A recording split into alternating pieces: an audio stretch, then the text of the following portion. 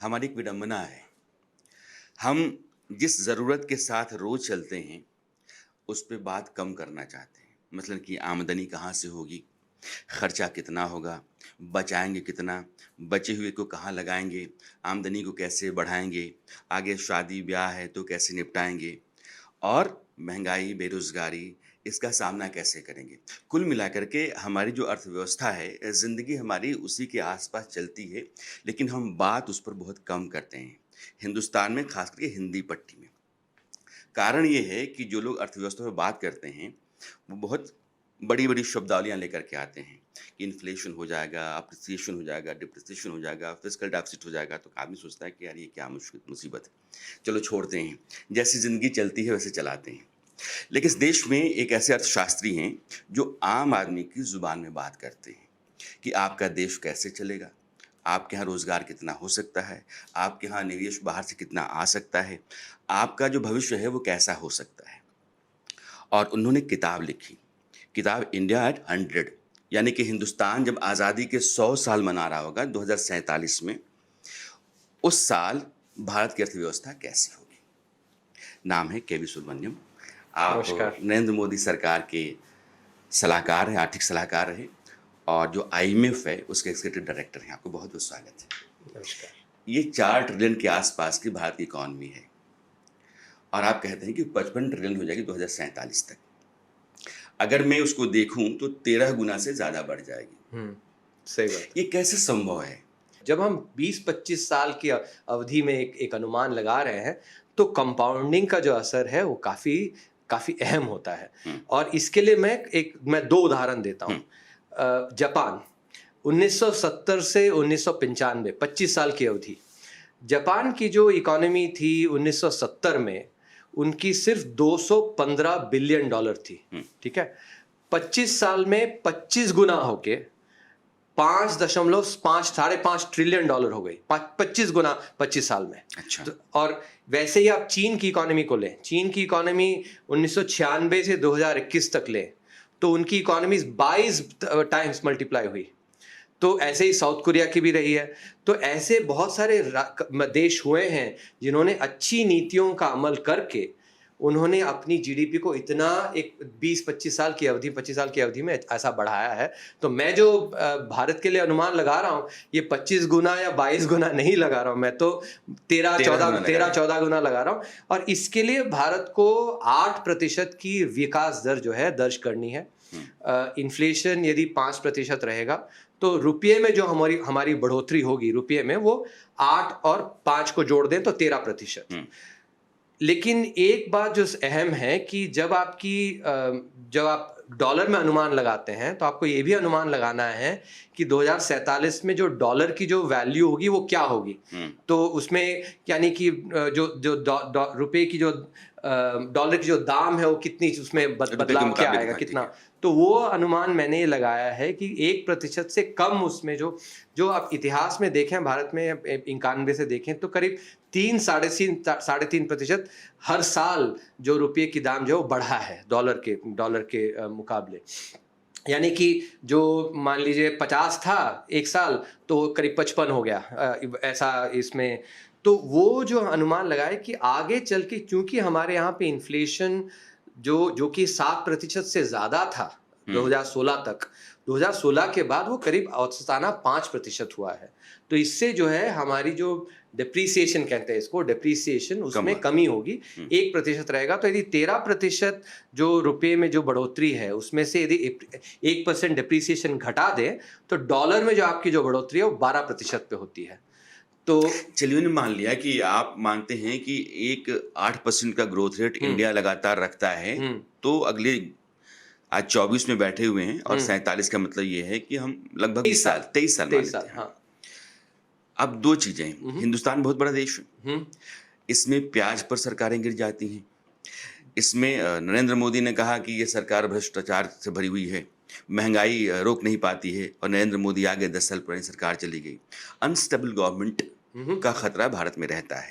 यानी कि आप 2 बातें कहते हैं कि यह सस्टेनेबल ग्रोथ तो रहना चाहिए, गवर्नमेंट भी एक परमानेंट होनी चाहिए, स्थायी सरकार होनी चाहिए, भले ही चाहे नरेंद्र मोदी की ना हो, कोई दूसरी भी सरकार हो, स्थायी सरकार हो, और पॉलिसी को, उस पॉलिसी पर उसको भी चलते रहना चाहिए। मोटे तौर पर आप यही कह रहे होंगे? नहीं, मैं मोटे तौर पे मैं ये कह रहा हूँ कि हमें आर्थिक दृष्टिकोण से 8% की जो विकास दर है उसको दर्ज करनी है। इसमें ये आप ध्यान दें कि आप यदि 1991 से लेके चले तो कई सारे कोलिशन गवर्नमेंट्स भी हुए हैं। ये पिछले 10 साल में जो है हमारी एक मेजॉरिटी सरकार रही, लेकिन हमारे देश में मेजॉरिटी सरकार रही, लेकिन उससे पहले तो कोलिशन गवर्नमेंट्स ही रही, और वो कोलिशन गवर्नमेंट्स ने भी 7% का विकास दर दर्ज किया। तो ऐसा नहीं है कि अच्छी आर्थिक नीतियों के लिए सिर्फ आपको एक मेजॉरिटी गवर्नमेंट ही दे सकती है अच्छी नीतियां, ऐसा नहीं है, कोलिशन गवर्नमेंट्स भी दे सकती हैं। जैसे आप 91 का जो लिबरलाइजेशन है वो तो एक माइनॉरिटी सरकार ने किया। हाँ, ठीक है। वैसे ही अटल बिहारी वाजपेयी जी की जो सरकार थी वो भी कोलिशन सरकार, उन्होंने भी इतने सारे अच्छे आर्थिक रिफॉर्म्स किए। भारत की राजनीति जिसे जा रही है, मैं आपकी नज़र उस तरफ चाहता हूं कि पड़े। हम पॉपुलस मेजर्स पे ज़्यादा जोर डालने लगे हैं, क्योंकि आपको सत्ता में आना है, आपको चुनाव लड़ना है, तो आप कहते हैं कि हम बिजली फ्री दे देंगे, हम हर महीने महिलाओं के खाते में 1,500 रुपया दे देंगे, हम आपको पानी फ्री दे देंगे। तो ये जो फ्रीबीज़ का मामला है, जिस पर प्रधानमंत्री भी बार बार कहते हैं कि इससे देश की आर्थिक व्यवस्था और अर्थव्यवस्था को नुकसान पहुंचेगा, कोर्ट्स ने भी कई दफ़ा कहा है, लेकिन ये बीमारी बढ़ रही है। तो जो आप अनुमान जिस तरीके से लगाते हैं और जो भारत की राजनीति है, दोनों में कॉन्ट्रडिक्शन दिखता है। हाँ, ये बात जरूर है कि फ्रीबीज जो है किसी भी डेमोक्रेटिक सरकार में, गवर्नमेंट में रहती हैं, तो कहीं थोड़ी कम रहती है, कहीं थोड़ी ज़्यादा रहती है। लेकिन यदि आप ये भी देखें तो निवेश, जो सरकारें जो निवेश करें वो सिर्फ केंद्र सरकार ही नहीं, राज्य सरकार भी, आप यदि आंकड़े देखें तो कैपिटल एक्सपेंडिचर जो कहते हैं, जो हमने इंफ्रास्ट्रक्चर बनाया, जो बुनियादी ढांचा, इस पे भी काफ़ी जोर हो रहा है। तो और उससे जो है विकास दर अच्छा बनता है। तो ये थोड़ा सा रहे, यानी कि जैसे जब तक खाने में जो नमक पड़ता है वो यदि सही संख्या में पड़े तो खाना स्वादिष्ट रहता है। स्वच्छ भारत अभियान जैसे ले लें, तो जब स्वच्छ भारत अभियान, जब प्रधानमंत्री जी ने 2014 में उसके बारे में बात की, तो पहला उनका जो लाल किले से जो पहला उनका भाषण था उसमें बात किया, तो ये जो इसका जो लाभ है, सबसे ज़्यादा लाभ जो है हमारे गरीबों को आया है। क्यों?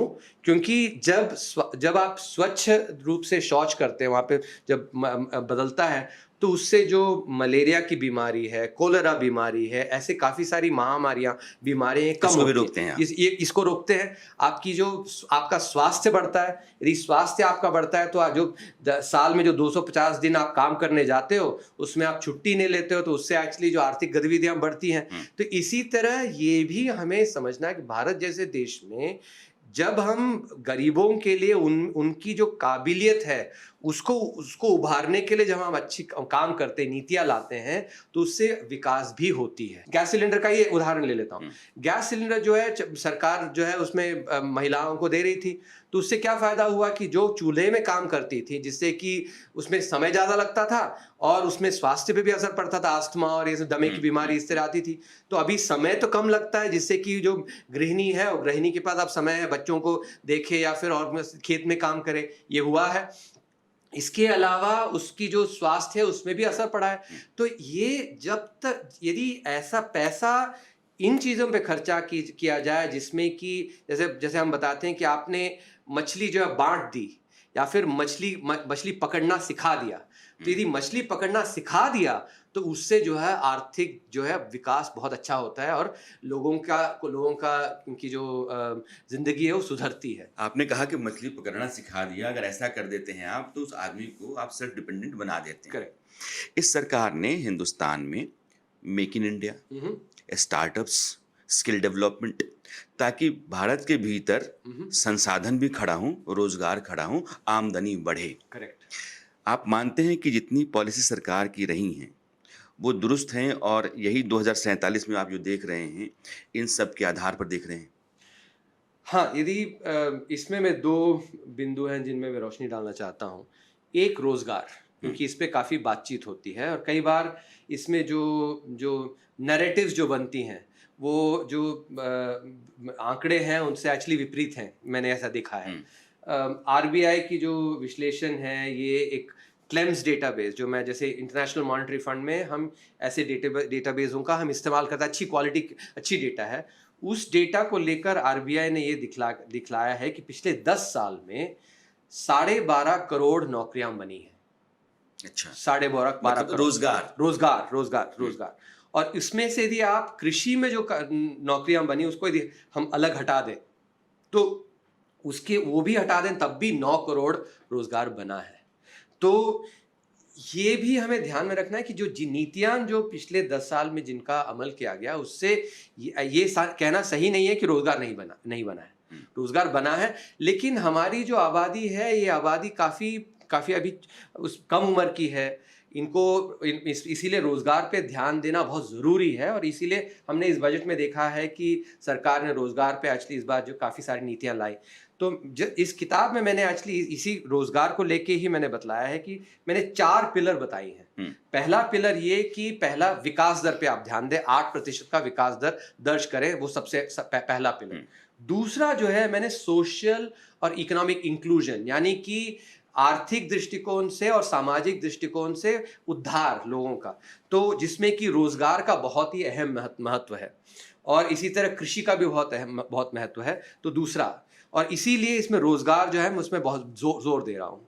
तीसरा जो है ये भी समझने योग्य है कि जब हम जो वेल्थ क्रिएशन यानी कि धन सृजन, हमारे देश में कई बार हम धन सृजन को जो है बहुत एक गलत दृष्टिकोण से देखते हैं। हाँ। तो ये इसमें मैं अपना अपना ही एक्सपीरियंस बताता हूँ कि जब मैं छोटा था तो मैं बड़े साधारण परिवार से आता हूँ। हमारे पिताजी जब हम तो टाइप 2 क्वार्टर में ही, रेलवे के टाइप 2 क्वार्टर में पढ़े हैं, वहीं पे खेल कूद के वहीं पे बड़े हुए हैं। हमारे पिताजी नॉन गैजेटेड कार्डर में थे, क्लरिकल इसमें रेलवेज में थे। तो हम लोग जब छोटे थे तो हमारे यहाँ पे एक बर्तन मांजने के लिए एक महिला आती थी, काम वाली आती थी। वो सिर्फ हमारे घर में नहीं और 9 घरों में काम करती थी। यानी कि आप समझिए कि कुल मिला के 10 परिवार एक काम वाली का नौकरी बना रही थी ना, एक। इसके विपरीत यदि वहां पे जो हमारे बिलासपुर में जो सोनार था वो धन सृजन काफी करता था, धनी था वो, उसके यहाँ पे वो 100 लोगों को रोजगार देता था अपने बिजनेस में और घर में भी। तो अब अभी देखिए कि हम जो लोअर मिडिल क्लास फैमिली, हम तो धन सृजन बहुत ज्यादा करते नहीं थे, लेकिन और जो सोनार था जो धन सृजन करता था वो रोजगार भी करीब 1000 गुना, क्योंकि हम तो सिर्फ 10 में 1 भाग जो है एक काम वाली का नौकरी बना रहे थे और वो अच्छी नौकरियां 100 नौकरियां यानी कि 1000 जो हैं, जो लोग धन बना रहे हैं उनके खिलाफ जो बयान बातें हैं, बयानबाजी होती है। ये बयानबाजी एक्चुअली इसको समझना बहुत आवश्यक है। ये जो उदाहरण दे रहा हूं इससे मैं समझा रहा हूं कि जो धन सृजन कर रहा है उससे एक्चुअली नौकरियां बन रही। एक और उदाहरण मैं देता हूं इसमें एक्चुअली, क्योंकि ये बहुत अहम मुद्दा है। जब हम बताते हैं कि आप कोई धनी व्यक्ति है, उसको धनी व्यक्ति ABC जो भी है। अब मैं ये बता दूं कि मैंने किसी की नमक नहीं खाई है, मैंने कभी कंसल्टिंग नहीं करी है, तो इसलिए मैं एकदम इंडिपेंडेंट बोल रहा हूँ। मैं अर्थव्यवस्था के लिए बोल रहा हूँ। वो जो भी धनी व्यक्ति A है, B है, C है, उसके पास जो धन है वो क्या अपने तकिए में उसको पैसे में 100 रुपए के बिल के नोट डाल के सोता है क्या? नहीं ना, वो पैसे कहाँ लगाता है? वो कंपनियों पे लगाता है और वो कंपनियां रोजगार देती हैं।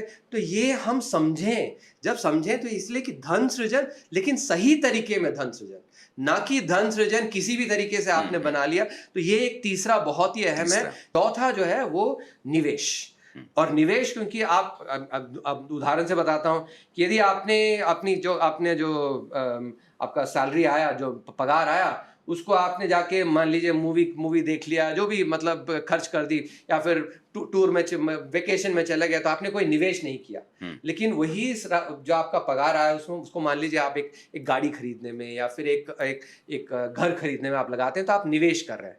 तो उससे जो आपके परिवार का और आपके सारे सबका फायदा होता है। यही बात आप सरकार में भी समझिए कि यदि जो सरकार जो टैक्स से जो उनकी जो आमदनी आती है वो यदि सिर्फ इसमें बांटने में लगा दे, सिर्फ मछलियां बांटने में लगा दे, तो उससे जो है आर्थिक अर्थव्यवस्था अच्छी नहीं होती। लेकिन यदि वो निवेश करे तो उससे जो अर्थव्यवस्था उसमें काफी अच्छी बढ़ोतरी होती है। तो ये 4 पिलर हैं, इनको समझना बहुत जरूरी है। उसमें से दूसरा और तीसरा, जैसे मैंने कहा, रोजगार और धन सृजन, सही तरीके में धन सृजन, ये दोनों एक्चुअली एक सिक्के के दो पहलू हैं जिनको हमें समझना बहुत ज़रूरी है। भारत अगर 2047 तक आप कहते हैं कि 55 ट्रिलियन की इकॉनमी हो जाएगा, ज़ाहिर है कि फॉरेन इन्वेस्टमेंट की आपको ज़रूरत पड़ेगी।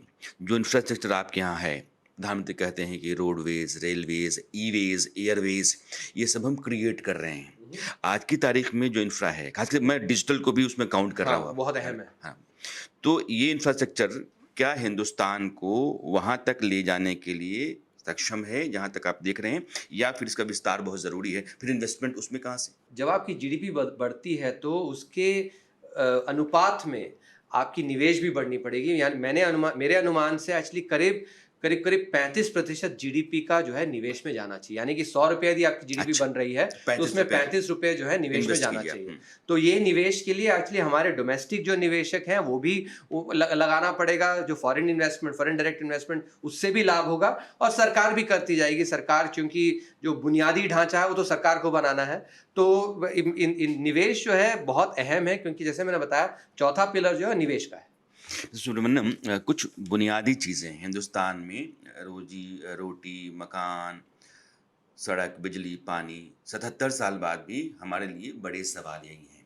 आप कहते हैं कि हिंदुस्तान अगले 24 साल में दुनिया की सबसे मजबूत इकॉनमी से एक हो जाएगा।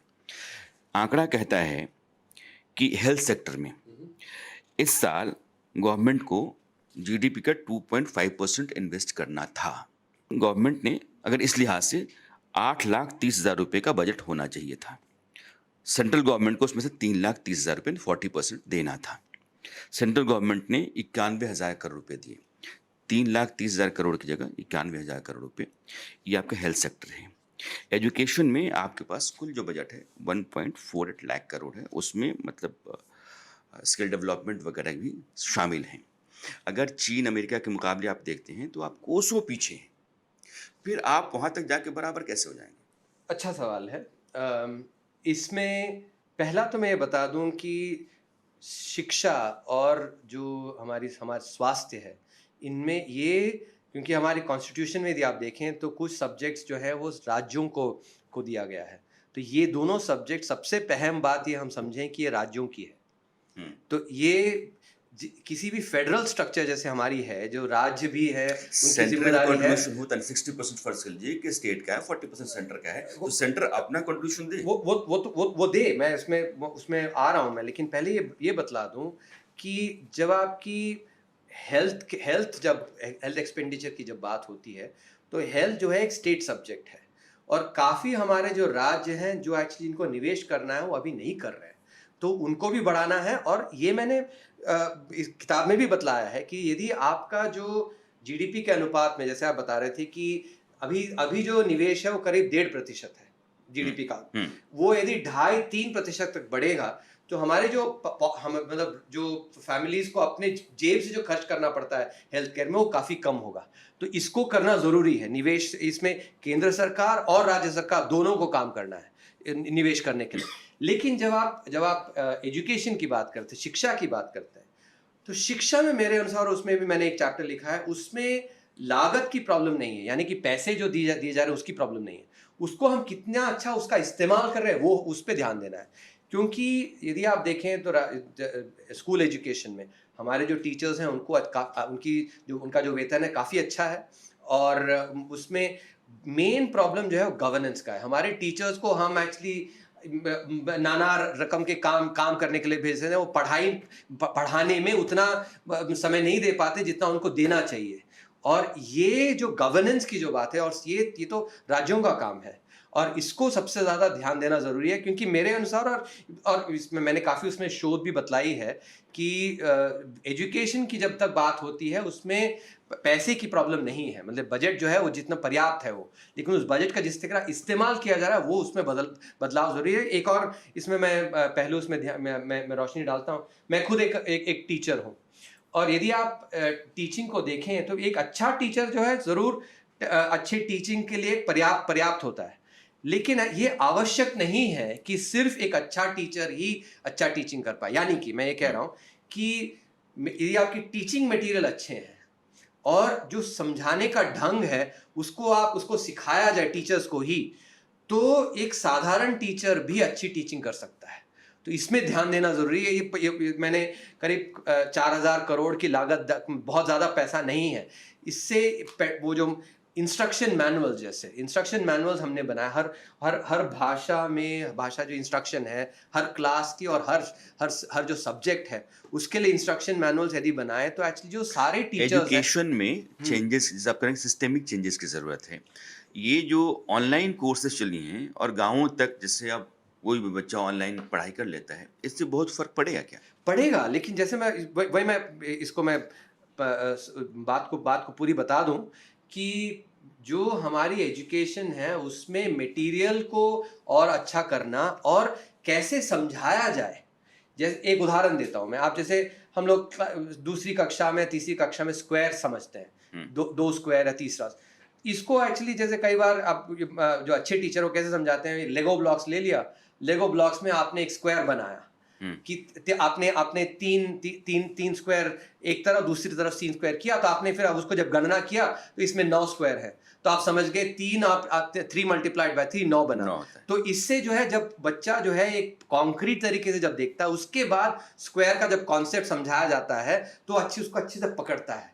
तो ऐसे ही सारे कॉन्सेप्ट्स के लिए कैसे इन कॉन्सेप्ट्स को समझाया जाए, ये जो इंस्ट्रक्शन मैनुअल है ये बनाना बहुत ज़रूरी है।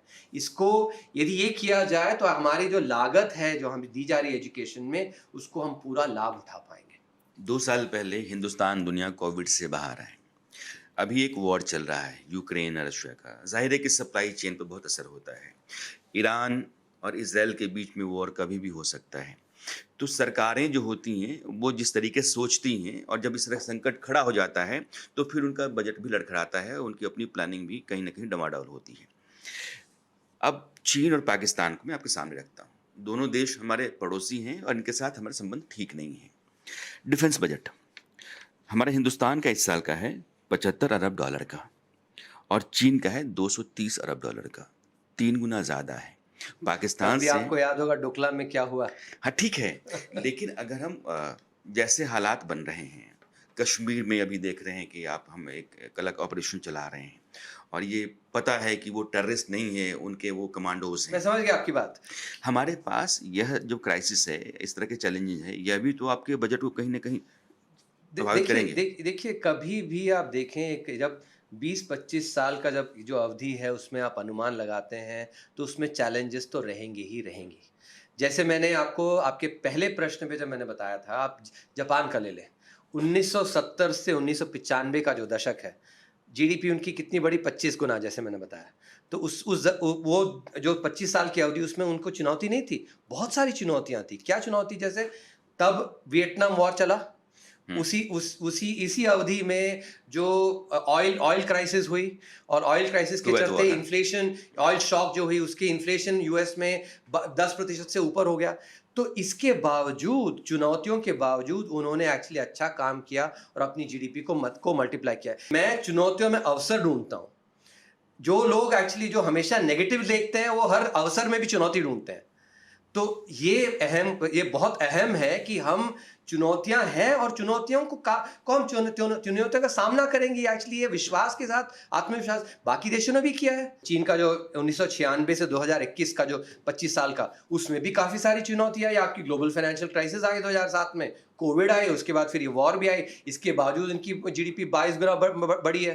तो चुनौतियां तो रहेंगी, लेकिन मेरा जो दृष्टिकोण है, और मैं एक्चुअली आप जैसे मीडिया लोगों को भी हमेशा कहूंगा कि आप लोग हमेशा जो नेगेटिव पे ही ध्यान देते हैं, तो नेगेटिव रहती हैं, चुनौतियां रहती हैं। हम चाहते हैं कि चूंकि आप लोगों की समझ बहुत अच्छी होती है, तो चैलेंजेस जो हैं वो रखें कि देखिए आम आदमी के लिए तो उसको लग रहा है कि बेरोजगारी है, महंगाई है, चीन के साथ युद्ध कभी भी हो सकता है, जरूर, और यहाँ रोड खराब है, रेलवे खराब है, जरूर, और फिर ये कहते हैं कि इतना बड़ा हो जाएगा तो कैसे हो जाएगा। नहीं, ये सवाल हम आपके सामने नहीं, बहुत ये सही है, लेकिन मैं एक दृष्टिकोण की बात कर रहा हूं कि चुनौतियों से हम उससे एक्चुअली देख के हमें डरना नहीं है। चुनौतियां रहेंगी, लेकिन उसको, जैसे अभी आपने कोविड की चुनौती आई, 100 साल में एक बार ऐसी महामारी, भारत ने जूझा उससे, और एक्चुअली इतना अच्छा उभर के आया है। तो इससे हम ये एक विश्वास पैदा कर सकते हैं, आत्मविश्वास, कि आगे भी जो चुनौतियां आएंगी उससे हम एक्चुअली उससे हम उसका सामना करेंगे, और बाकी देशों ने जिस तरह एक्चुअली बढ़ोतरी की अपनी जीडीपी की, हम भी करेंगे। जो अपोजिशन है सरकार का, वो बार-बार कहता है कि सरकार कहती है कि ग्रोथ रेट तो 8% के हिसाब से बढ़ रहा है, हिंदुस्तान जो है ना ब्राइट स्पॉट है दुनिया की इकॉनमी के बीच में, और आप 80 करोड़ लोगों को राशन भी देते हैं। तो ये किस तरह का ग्रोथ है, किस तरह का डेवलपमेंट है कि आदमी भूख के सवाल से 80 करोड़ जूझ रहा है और हिंदुस्तान आगे बढ़ रहा है? अच्छा सवाल है, इसको समझना जरूरी है। जब एक परिवार जो बहुत गरीब था उभर के आया, तो ऐसे परिवार जो है उसमें एक छोटी सी शॉक आ गई तो दोबारा वो उसी गरीबी में जा सकते हैं। ये शॉक ये हो सकता है कि कोई बीमार पड़ गया, मान लीजिए कोई बीमार पड़ गया, अब आयुष्मान भारत है लेकिन उसके भी दवाइयाँ जो भी, तो जब हम किसी को उभारते हैं तो उनके लिए उनको सपोर्ट देना बहुत जरूरी है समय के लिए, ताकि वो दोबारा उसी गरीबी में ना चले जाएं। तो ये इसीलिए ये जो और सबसे अहम क्या होता है किसी परिवार के लिए, खान पान। क्योंकि यदि ये जो 80 करोड़ हम इनको दे रहे हैं कि ये गरीबी से, बहुत खराब गरीबी से उभर के आए हैं, तो इनको एक सेफ्टी नेट दी जा रही है, ताकि जो चुनौतियां वो एक्चुअली उनमें आती हैं, उस चुनौतियां से दोबारा वही उसी गरीबी में ना चले जाएं। इसीलिए इसकी लागत दी जा रही है। प्रधानमंत्री जी ने भी समझाया है अच्छी तरीके से, और मैं अर्थशास्त्र की दृष्टिकोण से भी इसको सही समझता हूं, क्योंकि जब भी किसी भी गरीब परिवार के लिए एक छोटा सा एक शॉक भी उनको दोबारा बहुत बहुत गरीबी में ला सकता है। कुछ साल यदि एक 5-10 साल ये ऐसा रहा, तो उनमें जो है वो एक मजबूती आएगी, और उसके बाद हम हटा दें तो एक्चुअली एक चुनौती भी आएगी, तो उससे वो झेल पाएंगे। मेरा आखिरी सवाल है, आप भारत सरकार के मुख्य आर्थिक सलाहकार रहे हैं, आप आईएमएफ में एक्सक्यूटिव डायरेक्टर रहे हैं। नरेंद्र मोदी की जो सरकार है पिछले 10 साल की, और उसके पहले की जो केंद्र सरकारें थीं, दोनों के बीच में आर्थिक नीतियों के लिहाज से, पॉलिसी के लेवल पर, इम्प्लीमेंटेशन के लेवल पर और इंटेंट के लेवल पर भी आप क्या फ़र्क महसूस करते हैं? देखिए, मेरा तो ये सौभाग्य रहा है कि मैं 2018 से 2021 तक प्रधानमंत्री साहब के साथ बहुत करीबी से काम करने का मुझे ये सौभाग्य मिला, और मैंने उनकी जो देश को उभारने के लिए आर्थिक रूप से और बाकी रूप से भी जो उभारने की जो उनकी जो जुनून जो देखी है, वो तो मेरे लिए प्रत्यक्ष है वो। और वही जुनून मुझ में भी है देश के लिए योगदान देने के लिए। तो मुझे बहुत अच्छा लगता है कि एक ऐसे जो नेता को देख के जो एक्चुअली देश के लिए करना चाहता है, अच्छी काम करना, तो मैंने तो प्रत्यक्ष रूप से इसको देखा है। और उस आगे का समय का यदि बात करें तो एक्चुअली एक दौर ऐसा गुजरा जब हमने अच्छी नीतियां उसकी अमल नहीं की 2004 से 2014 तक, और उसकी जो कठिनाइयां, उसके कारण कठिनाइयां भी आई। और आपको ध्यान होगा 2018 में जब तब मैं मुख्य आर्थिक सलाहकार के रूप में मेरी अवधि शुरू हुई थी, तब पहला जो जीडीपी का नंबर आया 5.3% आया। वो इसलिए आया क्योंकि जो लेंडिंग वगैरह जो बैंकिंग सेक्टर में इतनी खराब जो लोन दी गई थी, उसका जो ओवरहैंग जो बोलते हैं, उसका जो असर था, वो एक्चुअली वो ग्रोथ पे असर पड़ा। तो हमने तो देखा है एक्चुअली, वो मेरे अनुसार 2004 से 2014 का जो पीरियड था, उसमें और अच्छे नीतियां यदि बनाई जाती तो एक्चुअली इस तरह की जो विकास दर में जो कमी आई थी वो नहीं आती। तो लेकिन मैं ये बतलाऊंगा, जब आप इंडिया एट 100 को देख रहे हैं, मतलब जब भारत 2047 में, इसी तरह की और नीतियां और हमें अगले 20-23 साल में और करना जरूरी है, ताकि भारत जो है 8% का विकास दर दर्ज हासिल कर सके। देश में जितनी भी सरकारें आएंगी, उनके सामने ये जो पहली चुनौती है कि आप चाहे जो करें 8% का ग्रोथ रेट बना करके रखें, तभी आप हिंदुस्तान को वहाँ पहुँचा सकते हैं जहाँ के लिए आप सपना पाले बैठे हैं। एक ऐसा अर्थशास्त्री जो हमारी आपकी ज़ुबान में बात करता है, वो हमारी आपकी तरह अर्थशास्त्र को समझाता है साधारण तरीके से, और बात समझ में आती है कि हाँ, हम यहाँ खड़े हैं और यहाँ से अगले कुछ वर्षों के भीतर हम 13 गुना ज़्यादा बढ़ सकते हैं, तो उसके लिए क्या-क्या आधार हैं। और यह उन सरकारों पर निर्भर करता है जो आने वाले समय में देश की सत्ता संभालेंगी, और उनके सामने यह इंडिया 100 जो है, वो एक डॉक्यूमेंट है कि आप सामने रखिए, रोड मैप है, और इसके आधार पर चलते हैं तो आप पहुँच जाएँगे। सुब्रमण्यम, आपको बहुत-बहुत शुक्रिया बात करने के लिए, समय निकालेंगे। Thank you, thanks a lot. नमस्कार।